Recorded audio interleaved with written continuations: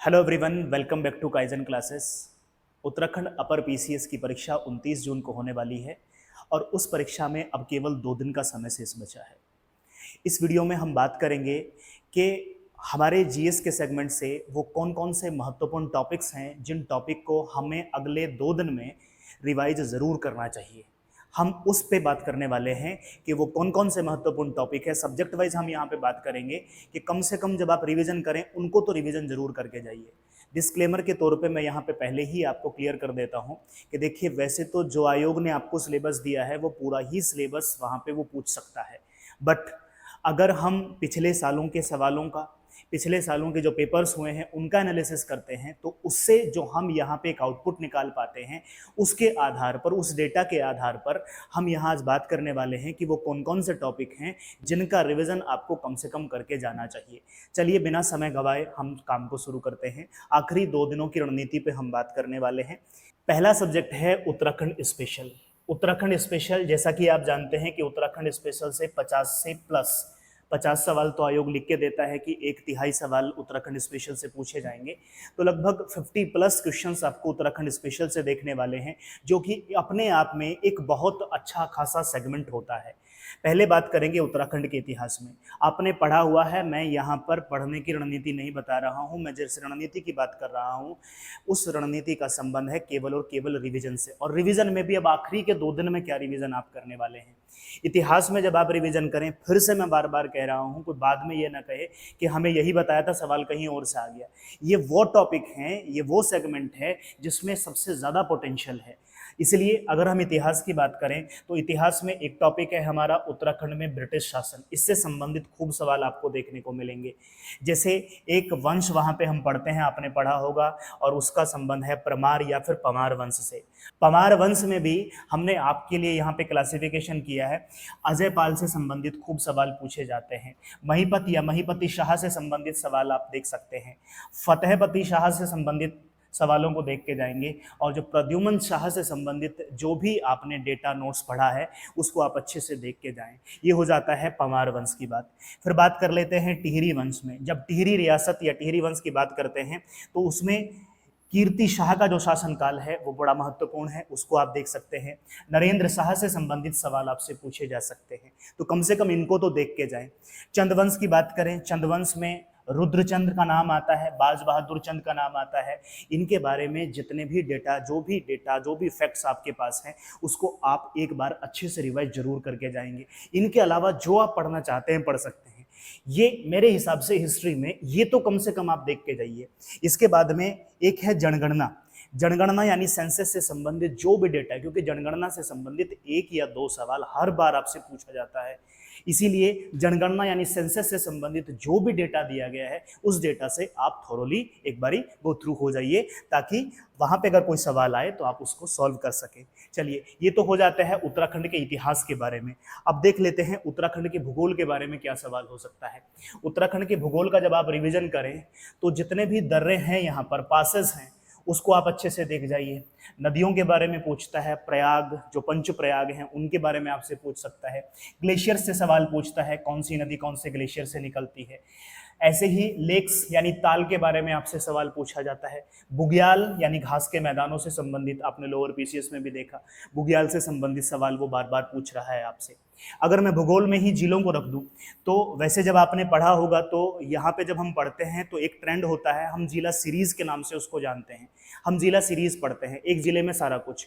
अगर आपने जिला सीरीज अच्छे से कवर किया है तो ये मान के चलिए कि 70% आपका उत्तराखंड ऐसे ही तैयार हो जाता है। अगर आप जिला सीरीज को कवर कर लेते हैं फिर इसकी जरूरत भी नहीं पड़ती है। बट अब 2 दिनों में 13 के 13 जिले, और उसमें भी बहुत सारे फैक्ट हैं, तो क्या कर सकते हैं आप, जिला सीरीज में आप कम से कम ये पढ़ लीजिए कि क्षेत्रफल के अनुसार जिलों का क्रम पढ़ लीजिए। एक क्रम, एक ऑर्डर लगा लीजिए, सबसे बड़ा कौन सा है, सबसे छोटा कौन सा है, टॉप 5 कौन से है, बॉटम 5 कौन से, इस तरीके से जनसंख्या के अनुसार उसको अरेंज कर सकते हैं। उनके फॉर्मेशन के क्रम में आप उसको सजा सकते हैं, पहले ये बना, फिर ये बन रहा है, फिर ये उससे अलग होकर ये बन रहा है, वगैरह वगैरह। तो जिला सीरीज में ये सारे काम आप जरूर कर लें कम से कम। इसके बाद में बड़ा महत्वपूर्ण है, 10 से 11 सवाल आपको देखने को मिल सकते हैं उत्तराखंड के करंट अफेयर से संबंधित। SSC उतने सवाल नहीं पूछता है करंट अफेयर से, पर जो PSC का पेपर होता है उसमें करंट अफेयर सवाल पूछे जाते हैं। अब इसमें नेशनल करंट अफेयर्स भी रहता है और उत्तराखंड का करंट अफेयर्स भी रहता है, पर उत्तराखंड के करंट अफेयर्स का वेटेज ज्यादा रहता है। उत्तराखंड का करंट अफेयर आप कवर करेंगे, लाइक सूचकांक इंडेक्स जो दिया रहता है, रिपोर्ट जो अलग अलग रिपोर्ट आई है, जैसे भारत वन रिपोर्ट हमने इसी चैनल पे कवर कराई है। एक सवाल 101% आपको देखने को मिलेगा, जाके आप उसको चेक कर सकते हैं, उस वीडियो को देख लीजिए, डेटा दिया है, PDF भी हमने उसके डिस्क्रिप्शन बॉक्स में प्रोवाइड कराई है। बजट से संबंधित चीज़ों को आप देख जाइए, जब जो सर्वे है इकोनॉमिक सर्वे, उस सर्वे को देख लिए, और उत्तराखंड सरकार की जितनी योजनाएं हैं उन योजनाओं से आप एक बारी गो थ्रू हो जाइए। ये आपको कम से कम उत्तराखंड के करंट अफेयर्स में अगले 2 दिनों में रिवाइज जरूर कर लेना चाहिए।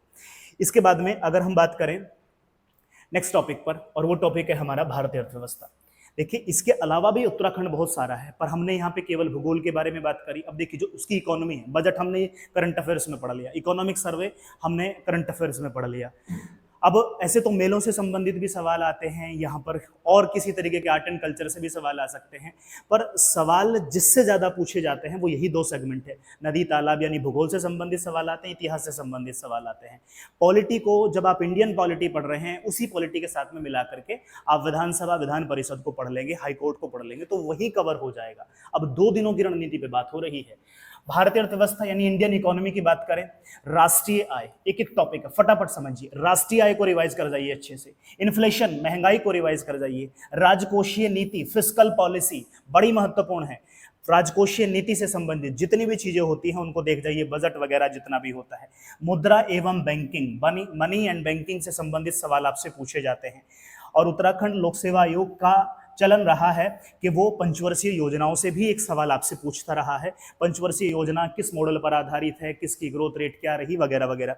और इसके बाद में अंत में आप देख सकते हैं अंतर्राष्ट्रीय संस्थान यानी इंटरनेशनल इंस्टीट्यूशंस। इकोनॉमी में बस इतना कर जाइए, इससे आप सवाल बनाने की स्थिति में आ जाएंगे, अच्छा खासा स्कोर आप वहाँ पे गेन कर पाएंगे। ये हो जाता है इंडियन इकोनॉमी से संबंधित।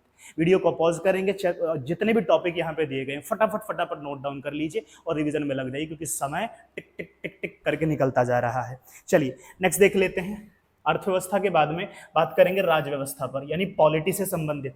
पॉलिटी में क्या क्या आपको रिवाइज कर लेना चाहिए, क्योंकि नागरिकता पे 2019 से ही लगातार बात हो रही है, तो नागरिकता यानी सिटीजनशिप से संबंधित सवाल वहां पे पूछे जाने की संभावना ज्यादा है। इसलिए नागरिकता अनुच्छेद 5 से लेकर के अनुच्छेद 11 तक के सारी चीजों को आप कवर कर लेंगे। फंडामेंटल राइट बताने की जरूरत नहीं है, हर बार इससे सवाल पूछा जाता है। और देखिए स्टेट पीसीएस की जब हम बात करते हैं तो स्टेट पीसीएस थोड़ा सा फोकस्ड रहता है कि वो आर्टिकल आपसे पूछता है, जबकि यूपीएससी ऐसा नहीं करता है। पर चूंकि हम स्टेट पीसीएस की बात कर रहे हैं तो इसलिए आर्टिकल भी आप देख करके जाएंगे, क्योंकि आप में से बहुत सारे अभ्यर्थी ऐसे हैं जो यूपीएससी की तैयारी कर रहे हैं और साथ ही साथ पीसीएस का फॉर्म भरते हैं। तो यूपीएससी का ट्रेंड अलग है, इसका अलग है। यहाँ पे आप फैक्चुअल इंफॉर्मेशन को भी तवज्जो दी जाती है और उसमें आपसे आर्टिकल भी पूछता है। डीपीएसपी नीति निर्देशक तत्वों से संबंधित, चूंकि अभी हमने देखा था यूनिफॉर्म सिविल कोड समान नागरिक संहिता उत्तराखंड में लागू की गई और वो अनुच्छेद 44 से संबंधित है, और अनुच्छेद 44 का संबंध जो है वो डीपीएसपी से है, इसलिए ये भी आपके लिए खास हो जाता है डीपीएसपी। ऐसे ही आप पढ़ेंगे पार्लियामेंट संसद को, और संसद में आप लोकसभा, राज्यसभा और प्रेसिडेंट इनको पढ़ जाइए। इसी के साथ में आप विधानसभा, चूंकि हमने कहा कि हम उत्तराखंड में अलग से पॉलिटी नहीं पढ़ेंगे, उत्तराखंड की पॉलिटी को आप यहीं कवर कर लेंगे। क्या? विधानसभा, legislative assembly, Vidhan Parishad, legislative council. चूंकि यहाँ पे नहीं है पर आपसे पूछा जा सकता है कि लेजिस्लेटिव काउंसिल के फॉर्मेशन के लिए या फिर उसको समाप्त करने के संबंधित कौन सा आर्टिकल है वो आपको बताना रहेगा। इस तरीके के सवाल आपसे पूछता है, आपको पता रहा है। इसके बाद में न्यायपालिका, जो भी जुडिशरी है, चाहे फिर वो सुप्रीम कोर्ट हो या फिर हाई कोर्ट हो, उससे संबंधित जो भी फैक्ट्स आपने अभी तक पढ़े हैं उनको फटाफट रिवाइज कर जाइए। इसके बाद में महान्यायवादी, अटॉर्नी जनरल जो होता है, महाधिवक्ता या फिर कंट्रोलर ऑडिटर जनरल जिसको हम कैग कहते हैं, तो ये सवाल आपसे पूछता है। कई बार तो सीधे आर्टिकल पूछे गए। महान्यायवादी का संबंध कौन से अनुच्छेद से है, महाधिवक्ता, कैग क्या काम कर सकता है, इसकी ये रिपोर्ट अपनी किसको सबमिट करता है, इसको रिपोर्ट सबमिट करने के लिए कौन कहता है, महान्यायवादी बनने के लिए क्या योग्यता होनी चाहिए, निम्नलिखित में से कौन सा प्रेसिडेंट के प्लेजर पर यानी उसके प्रसाद पर्यंत अपना पद धारण करता है, वगैरह वगैरह सवाल पूछते हैं। आपने ये सारी चीजें पढ़ी हैं, फटाफट इनको लाइन बाय लाइन रिवाइज कर जाइए। इसके बाद में संविधान संशोधन, कॉन्स्टिट्यूशनल अमेंडमेंट से संबंधित जितने भी सवाल हैं, कौन सा आर्टिकल है, किस में क्या लिखा गया है, वो सारी बातें आपको पता होनी चाहिए। और लास्ट में आप पढ़ेंगे इमरजेंसी प्रोविजंस, यानी आपात उपबंध जितने भी हैं, फिर चाहे वो राष्ट्रपति शासन का लगना हो या देश में आपातकाल का लगना हो, युद्ध एवं बाह्य आक्रमण की स्थिति में हो या फिर वित्तीय आपात हो, जैसे भी आपात हैं, आपको पता है 3 आपात पढ़ने होते हैं, तीनों के तीनों को आप यहाँ से पढ़ जाएंगे। ये हो जाता है हमारा पॉलिटी। कम से कम पॉलिटी में इतना तो आप करके जाएंगे। पॉलिटी के बाद में अब बात कर लेते हैं हिस्ट्री पर। अब देखिए, हिस्ट्री में 3 तरीके की हिस्ट्री आपसे पूछी जाती है, एक एंशिएंट यानी प्राचीन, एक मेडिवल यानी मध्यकालीन, और एक आधुनिक यानी मॉडर्न। अब इन तीनों में, चूंकि तीनों अपने आप में सिलेबस में दी गई हैं, तो तीनों से संबंधित सवाल तो आएंगे ही आएंगे, पर इन तीनों में सबसे महत्वपूर्ण है आधुनिक भारत। और महत्वपूर्ण इसलिए है क्योंकि तीनों में जो सबसे ज्यादा वेटेज रखता है सवाल पूछे जाने के क्रम में, वो आपको पता है, वो आधुनिक भारत है। अब आधुनिक भारत, ये तो पता है आधुनिक भारत है। अब यहाँ पे आप एंशिएंट और मेडिवल में जो करना चाहते हैं वो कर लेंगे। मैं यहाँ पे बात करने वाला हूँ आधुनिक भारत, क्योंकि मैं 2 दिन को टारगेट करके चल रहा हूँ और 2 दिन में भी अब आपके पास में बहुत कम समय बचा हुआ है। तो आधुनिक भारत पे हम बात करेंगे कि आधुनिक भारत में कौन कौन सी चीजें हैं जो कम से कम आपको देख लेनी चाहिए। देखिए, रिवोल्ट की बात कर रहे हैं पहले, 1857 का विद्रोह, कौन कहां से शामिल हुआ, 1857 की क्रांति कहां से शुरू हुई, 1857 की क्रांति के बारे में किस किस ने क्या कहा, किससे संबंधित किसने कौन सी किताब लिखी, ये सारी चीजें इसमें 1857 के विद्रोह में पूछी जा सकती। हो सकता है इसके कारण पूछ ले, हो सकता है इसके बाद में क्या बदलाव आया यहाँ पर, वो सारी चीजें आपसे पूछ ले। और विद्रोह के साथ में ही अन्य विद्रोह भी, चाहे फिर वो नागरिक विद्रोह हो, किसी तरीके का कोई किसान विद्रोह हो, जनजातीय विद्रोह हो, या फिर किसी धार्मिक पंथ के द्वारा किया गया विद्रोह हो, जो भी आपने पढ़ा है, ऐसा कोई शब्द सुन के मेरे मुंह से या फिर कहीं से आप दोबारा से किताब उठा के नई चीज पढ़ना शुरुआत नहीं करेंगे। जितना भी आपने पढ़ा है, और मैं मान के चल रहा हूं, मुझे पूरा विश्वास है कि आपने वो सारी चीजें पढ़ी होंगी। अब केवल और केवल रिवीजन का समय है, ये आपको ध्यान रखना है। इसके बाद में दूसरा टॉपिक है कांग्रेस। जैसे कांग्रेस की स्थापना कब होती है, कांग्रेस से पहले की पूर्ववर्ती संस्थाएं, उससे पहले कौन कौन सी संस्थाएं हैं, जितने भी सवाल हैं, कौन सी संस्था कहां बन रही है, बहुत बार इस तरीके के सवाल आपसे पूछता है। फिर हम बात कर रहे हैं स्वतंत्रता संग्राम, जितना भी स्वाधीनता संग्राम, फ्रीडम स्ट्रगल से संबंधित जो भी चीजें आपने पढ़ी हैं उसको रिवाइज कर जाइए। जैसे ये स्वदेशी आंदोलन यहाँ पे चलेगा 1905 में, जब बंगाल का विभाजन हो जाएगा।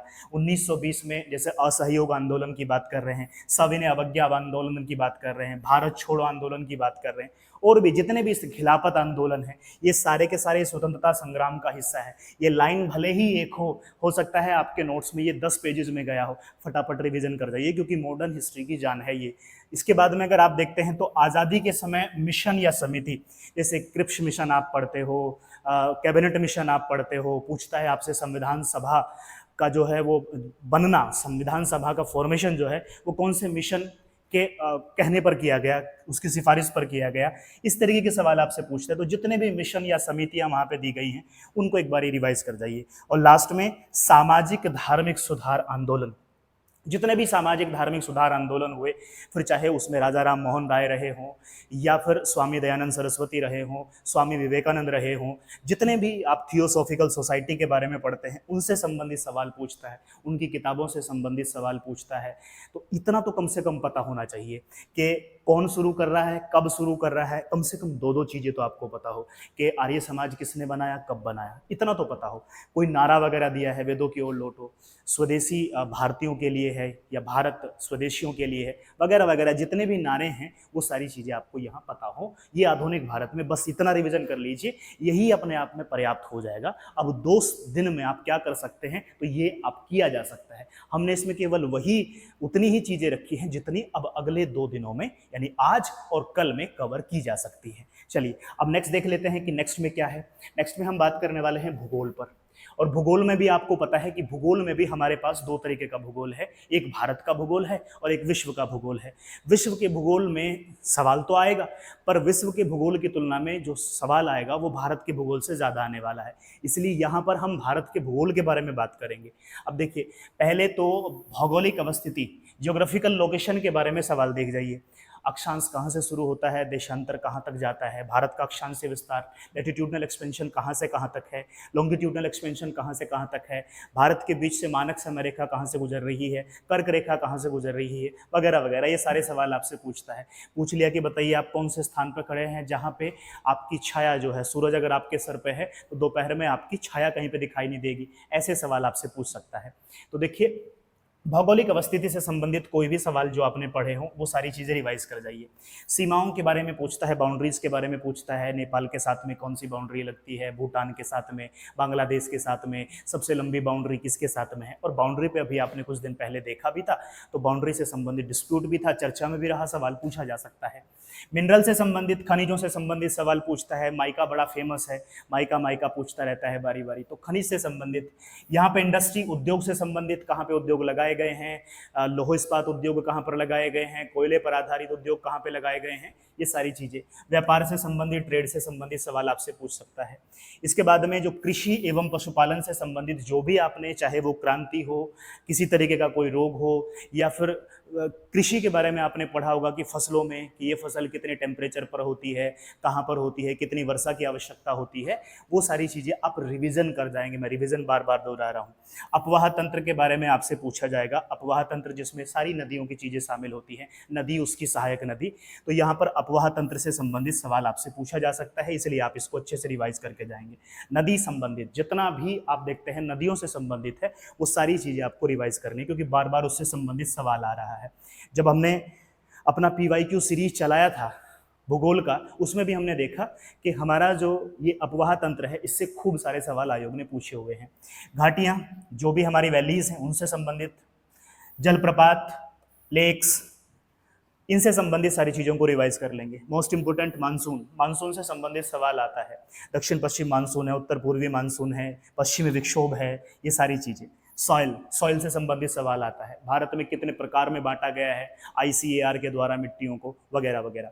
नदी घाटी परियोजनाएं, जब नदी घाटी परियोजना पढ़ें तो उसी के साथ में उस पर बने हुए बांध भी पढ़ेंगे, क्योंकि नदी है, नदी के ऊपर डैम बनाया और उसको एक आपने प्रोजेक्ट का नाम दे दिया, जहां से आप बिजली भी बना रहे हैं, सिंचाई की व्यवस्था भी कर रहे हैं, पेयजल की व्यवस्था भी कर रहे हैं, टूरिज्म को भी आप वहां पे कर रहे हैं, बाढ़ भी नियंत्रण कर रहे हैं, वो सारे काम आप कर रहे हैं, तो बांध भी पूछेगा। जैसे पूछता है माता टीला बांध कहाँ पर बनाया गया है, कौन सी नदी पर बनाया गया है, इस तरीके के सवाल आपसे पूछता है। भारत के भूगोल में कम से कम इतनी चीजें आप जरूर रिवाइज करके जाएंगे। इसके बाद अगर आप विश्व में मुझसे पूछें कि विश्व में भी अगर कुछ करना हो तो क्या कर सकते हैं, जैसे अलग अलग जनजातियों के बारे में पूछता है, चेंचू कहाँ पर मिलेगी, बद्दू कहाँ पर मिलती है, इस तरीके के सवाल। साइक्लोन, चक्रवात से संबंधित सवाल देख जाइए। चक्रवात के साथ में प्रति चक्रवात भी देख लेंगे। भूकंप, अर्थक्विक कैसे आता है, भूकंप के अध्ययन को क्या कहते हैं, कौन सी तरंगें जरूरी होती हैं, भूकंप मापी यंत्र कौन सा होता है, वगैरह वगैरह। चट्टान, रॉक से संबंधित, अग्नि चट्टानें, अवसादी चट्टानें, कायांतरित चट्टानें, ऐसे ही ज्वालामुखी से संबंधित सवाल आपसे पूछता है, वोल्केनो से संबंधित सवाल आपसे पूछे जाते हैं। अच्छा, एक ट्रेंड रहता है, राजधानी मिलाने को देता है, एक तरफ राजधानी कैपिटल दिया रहता है, एक तरफ कंट्री का नाम दे के रखता है, उनको मिलान करने को देता है, तो राजधानी से संबंधित सवाल देता है। खासतौर से अरब कंट्री से संबंधित यहाँ पे राजधानियां पूछी जाती हैं। और लास्ट में आप देखना चाहें तो देख सकते हैं, महासागरीय धाराएं, ओशियनिक करंट से संबंधित जो भी डेटा है उसको आप अच्छे से रिवाइज कर लेंगे। इतना अगर आप कर लेंगे तो मोर देन सफिशिएंट आपके लिए हो जाएगा, क्योंकि 2 दिन में आप इतना ही कर सकते हैं। इसके बाद में एक सेगमेंट बचता है हमारे पास साइंस का। साइंस में भी आपसे फिजिक्स से भी सवाल आता है, केमिस्ट्री से भी सवाल पूछा जाता है, और पूछा जाता है आपसे सवाल बायो से भी। तो आप देखेंगे जो बायोलॉजी का सेक्शन है वो इन तीनों में सबसे महत्वपूर्ण है, कि कौन सा रोग, कौन सी बीमारी, मतलब कौन सी चीज़ की कमी से होता है। विटामिन से संबंधित सवाल आपसे पूछे जा सकते हैं, प्लांट किंगडम से सवाल आपसे आ सकते हैं। तो वो वाली सेक्शन यानी बायोलॉजी में जो भी आपने नोट्स, डेटा, जहाँ से जो भी पढ़ा हो उसको एक बारी रिवाइज कर जाइए। अगर आप इतना कुछ कर लेते हैं तो जीएस के सेक्शन में आपको बहुत कुछ करने की इसके अलावा ज़रूरत नहीं पड़ेगी। मैं एक बार फिर से कह रहा हूँ कि ये मेरा अपना असेसमेंट है, जो मैंने PYQs के माध्यम से उस समय जो मैंने चीज़ें देखी उसके आधार पर मैं ये आपको सलाह के तौर पर कह रहा हूँ कि आप अगले 2 दिनों में अगर इसको कर लेते हैं तो इसके बहुत अच्छे परिणाम आपको देखने को मिलते हैं। आज की वीडियो में इतना ही रखेंगे। आप सभी अभ्यर्थियों को बहुत बहुत शुभकामनाएं। चलिए मिलते हैं नेक्स्ट वीडियो में, तब तक के लिए धन्यवाद।